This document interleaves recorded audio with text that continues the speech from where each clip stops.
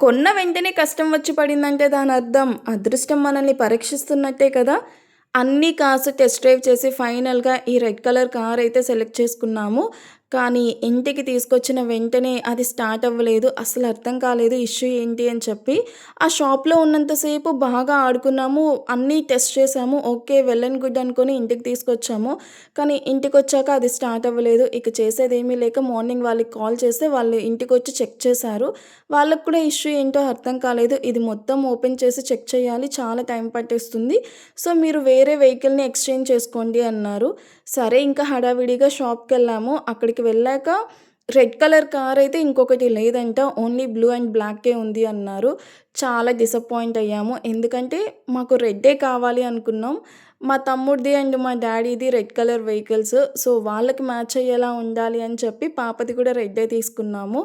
కానీ unfortunately red colour vehicle వాళ్ళ దగ్గర ఇంకొకటి ఎక్స్‌ట్రా లేదు. అది రావడానికి 1 వీక్ టైం పడుతుంది అన్నారు. అప్పటిదాకా మిన్ని వెయిట్ చేయాలి కదా! ఇంక చేసేదేమీ లేక బ్లూ కలర్ కార్ అయితే సెలెక్ట్ చేసుకున్నాము. ఇక్కడ మిన్నీ చూసారా? ఇంకా అవి కూడా సరిపోదు అన్నట్టు అన్ని వెహికల్స్ మళ్ళీ టెస్ట్ చేస్తూ ఉంది.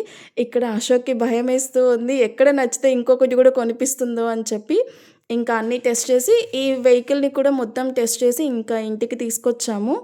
నన్ను చూసారా పిచ్చిదానిలా ఉన్నాను. అసలు హెయిర్ కోంబ్ చేసుకునేంత టైం కూడా ఇవ్వలేదు. ఆఫీస్ కాల్స్ ఉన్నాయి. త్వరగా వెళ్ళేసొచ్చేద్దాం అని చెప్పి వచ్చాము.